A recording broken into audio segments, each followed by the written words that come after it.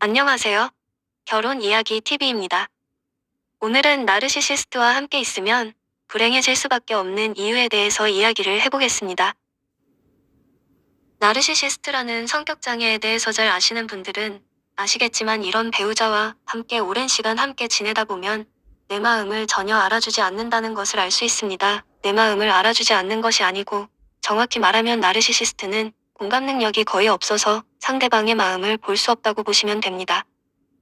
부부 생활을 하다 보면 항상 좋을 수만은 없기 때문에 사소한 일로 다투기도 하고 상대방이 알아서 내 기분을 알아차려 줬으면 할 때도 있고 때로는 어떤 일에 대해서 서로 깊이 있는 대화를 나눠야 할 때도 있습니다. 정상적이고 합리적인 사고방식을 가진 배우자라면 원만하게 대화로 해결하고 넘어갈 수 있겠지만 나르시시스트는 전혀 다릅니다.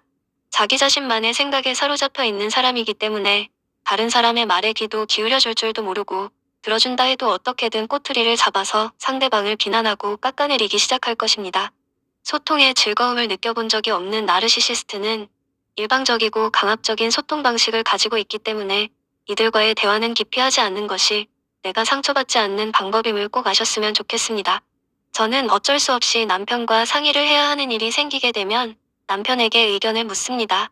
그러면 남편은 저에게 이것저것 꼬치꼬치 캐묻습니다. 제가 대답을 막힘없이 잘하면 본전인데 뭐 하나라도 제대로 대답을 못하면 바로 욕을 먹습니다. 야, 제대로 알고나 말해라.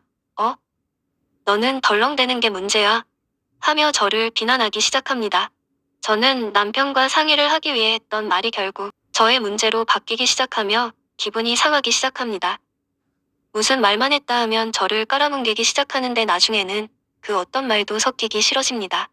말만 했다 하면 지적질하려고 작정하고 달려드는 남편 때문에 항상 기분이 나빠지기 일쑤였고 나중에는 제가 기분이 나빠졌다는 것 가지고도 화를 냅니다. 내 감정이나 기분까지도 남편이 용납하지 않으면 인정받지 못했습니다. 자신이 상대방의 말을 잘 들어주지도 않고 무슨 말을 하려고 하는지에 대해서는 안중에도 없고 무조건 저를 문제가 많은 사람으로 일단 낙인 찍어놓고 이야기를 들으니 제가 무슨 말을 함에 있어서 허점이 보이면 집요하게 그것을 들춰내서 집요하게 파고듭니다. 아주 중요한 이야기를 할 경우에는 그러한 자세가 아주 타당하겠지만 그냥 별거 아닌 소소한 이야기를 하는데도 죽자고 달려드는데 무슨 대화를 할 것이며 무슨 협상을 할 수가 있겠습니까?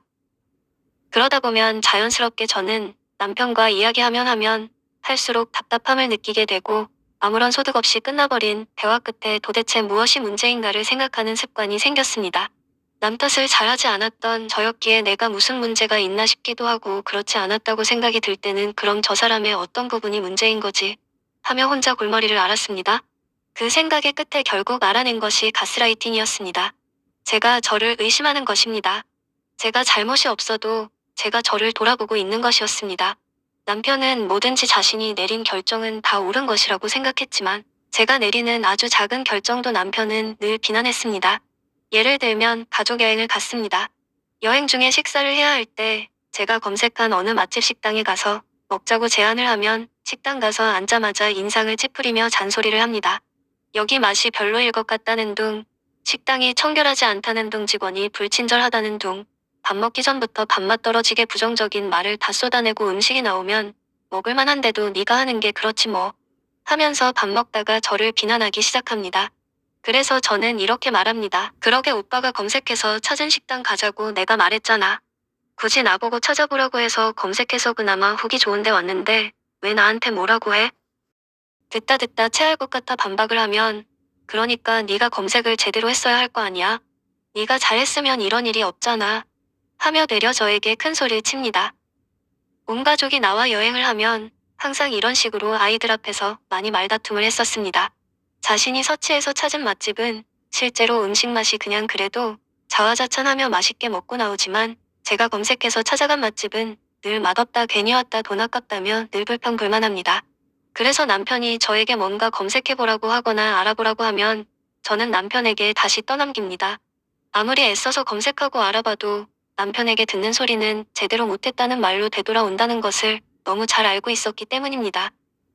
나르시시스트와 함께 있으면 불행해지는 가장 큰 이유는 내가 힘들 때 아무런 도움을 받지 못한다는 것입니다. 누구나 내가 하는 일이 잘 되고 있고 인간관계도 다 원만하고 좋을 때는 가까이 있는 사람이 아무것도 해주지 않아도 괜찮습니다. 그러나 내가 정말 힘든 일이 생기거나 아주 곤란한 상황에 처했을 때는 주변 사람의 도움이 절실히 필요하게 됩니다. 그것이 따뜻한 말 한마디가 될 수도 있고 또 물질적인 도움이 될 수도 있겠지요. 제가 본 나르시시스트 남편은 그런 상황 속에서도 자기 자신만을 생각합니다. 제가 힘들다고 그러면 제가 자초한 일이며 너가 못나서 그렇다고만 말할 뿐입니다. 가장 나와 가까운 배우자가 나를 위해주고 힘듦을 함께 극복해 나가줘야 할 판에 저를 더욱 비난하고 듭니다.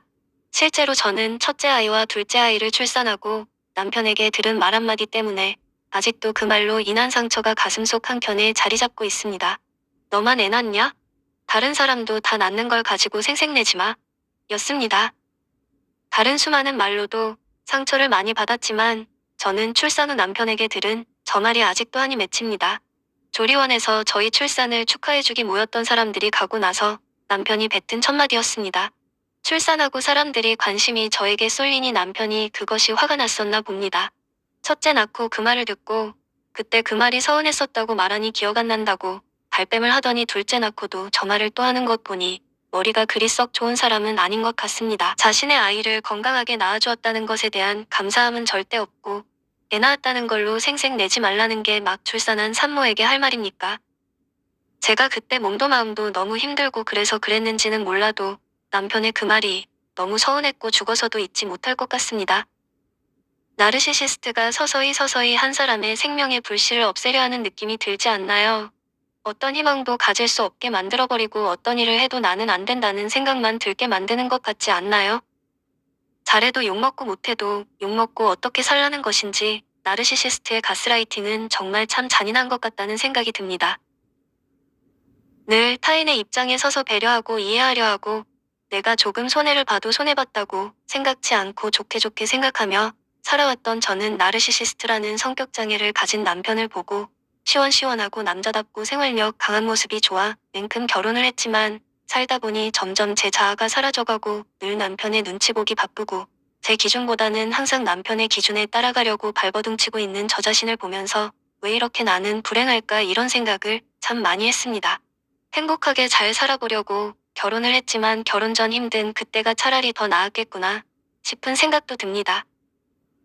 나도 집에선 귀한 딸인데 한 남자의 아내가 되고 나서는 정말 인격적인 모독이란 모독은 다 당하고 심지어 내 마음대로 할 수 있는 게 하나도 없는 자유가 박탈당한 신세가 되었다는 것을 깨닫고 나니 뭔가 분명히 잘못되었구나 생각이 되면서 바로잡으려고 애를 쓰기 시작했습니다.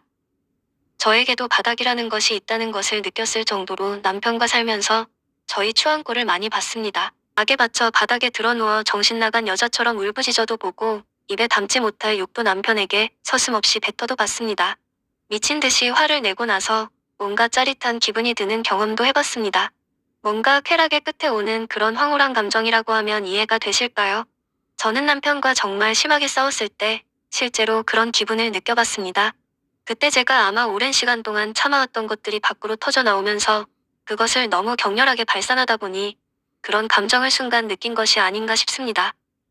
화를 내다 황홀한 감정을 느끼게 되다니 이래서 남편이 화를 내는 건가 싶기도 했었습니다. 저는 참 단순하게 결혼해서 애 낳고 남편하고 알콩달콩 잘 살아야지 했던 제 생각과는 달리 결혼하고부터서 늘 우울했고 남편의 눈치를 살피기 바빴고 의기소침해졌고 또 뭔가 모를 분노가 항상 제 마음속에 차 있었습니다. 나르시시스트라는 성격장애에 대해서 알기 전까지 저는 그런 삶을 살았습니다. 그러다 우연히 이런 성격장애가 있다는 것을 알게 되었고 공부하고 하나씩 적용해 나가면서 저를 보호하기 시작했고 더 이상 당하지 않으려고 노력했습니다. 한 집에 살면서 정부치고 살아야 할 남편과 거리두기를 해야 한다니 이게 무슨 부부입니까? 남보다도 못한 사이인 것이지요. 제 결혼 생활을 중점적으로 나르시시스트와 함께 살면 불행해지는 이유에 대해서 말해보았는데요. 저는 감히 이렇게 말하고 싶습니다.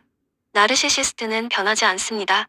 저도 제가 할 수 있는 모든 방법을 다 동원해보았지만 남편은 절대 변하지 않았습니다. 그래서 내 주변에 가까이 있는 사람이 나르시시스트임을 알아채셨다면 일단 저는 정서적으로 거리두기를 꼭 하셨으면 좋겠습니다.